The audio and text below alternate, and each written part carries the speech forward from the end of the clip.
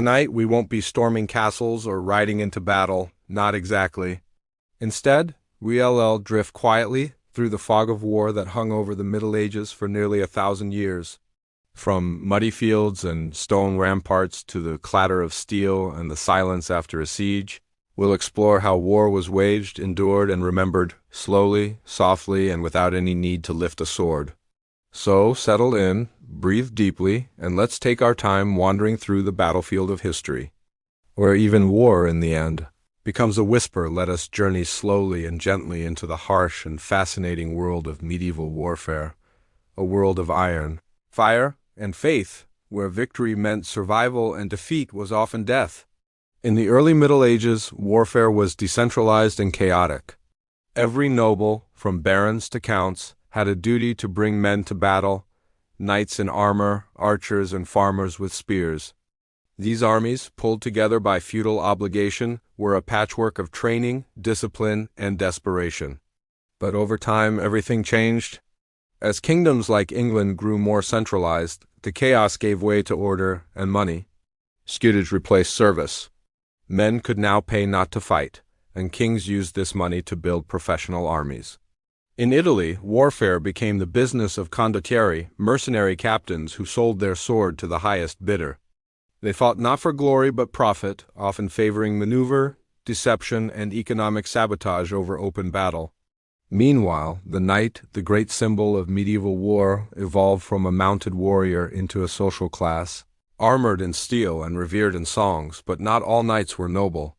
In parts of northeastern Europe, some knights were born poor or even enslaved, rising through sheer grit and violence. Their armor was expensive, their war horses precious, their code of honor more myth than law. Around them rode light cavalry, agile, lightly armed men like the Spanish jinnites, Hungarian mounted archers, and English coureurs. They scouted, harassed, and outflanked, while behind them came the true weight of war, the infantry. Infantry, often underestimated, made up the bulk of every army. Some were mercenaries, others levied peasants, still others professionals.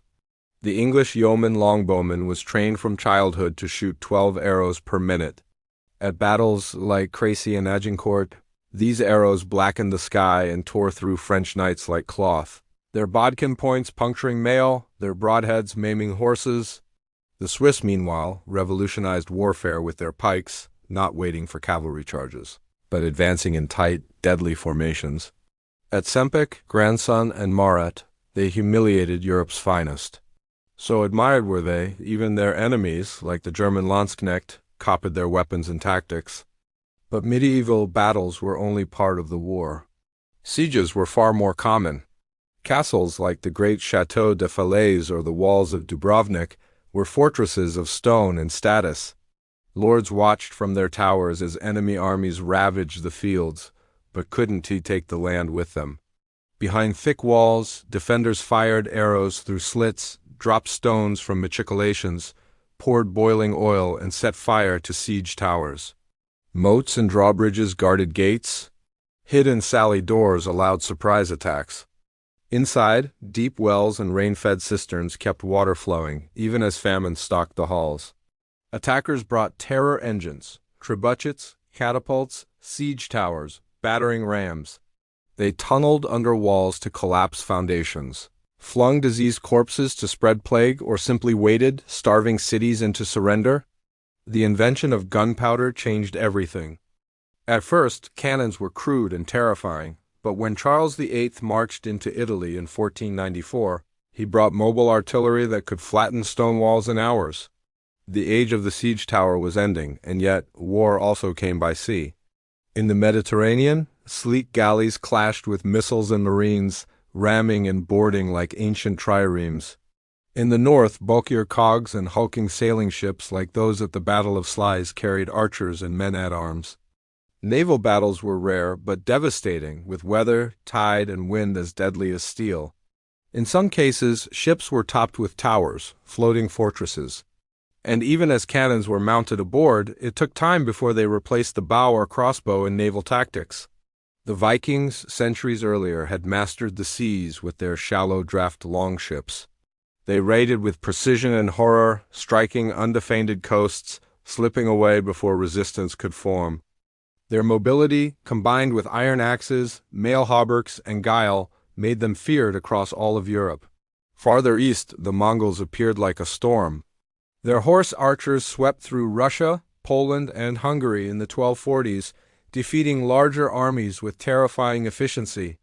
At Mohi, they crushed the Hungarian forces, then vanished back across the steppes when the Great Khan died. Their siege engines were unmatched.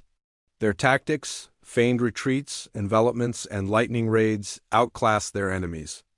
Castles eventually slowed them, as did reforms. Hungarians built more fortresses. Poles armored their cavalry, Lithuanians relied on dense forests, but even disease was a weapon. In besieging cities, Mongols launched infected animals into enemy walls to spread death. The Arabs, too, forged empires by war.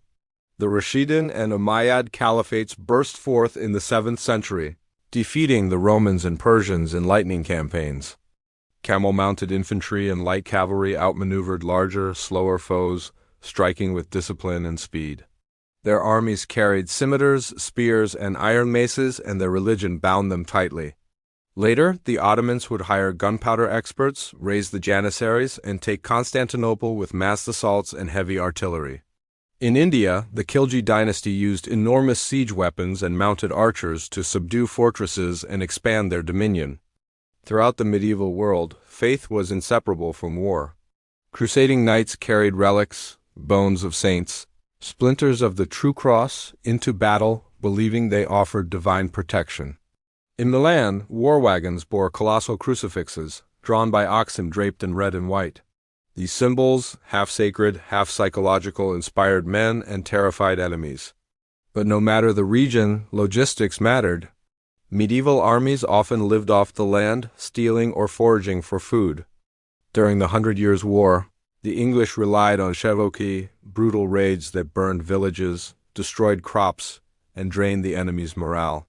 Supplies were sometimes sold to soldiers at inflated prices or taken under royal authority by sheriffs. Pay was inconsistent, loyalty was fluid. Strategy meant maintaining morale, deceiving the enemy, spreading rumors, and choosing battle only when necessary. Vegetius, the Roman author of De Re Militari, became the military guidebook for centuries, despite never having fought. He advised patience, discipline, and overwhelming advantage. Some took his words to heart. Others, like the Swiss and Mongols, wrote their own rules. By the 15th century, the knight in shining armor was nearing extinction. Heavy armor could deflect arrows, but not cannonballs. Yet the legacy of medieval warfare endures.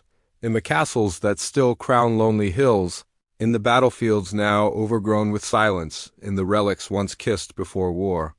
So, tonight, as you lie beneath quiet sheets instead of chainmail, let your dreams wander through smoky skies and sacred banners over moats and forgotten ramparts. We have crossed centuries, from camel charges to cannon fire, from feudal vows to mercenary contracts, and now the war is behind us. Sleep, brave soul, history will wait until morning.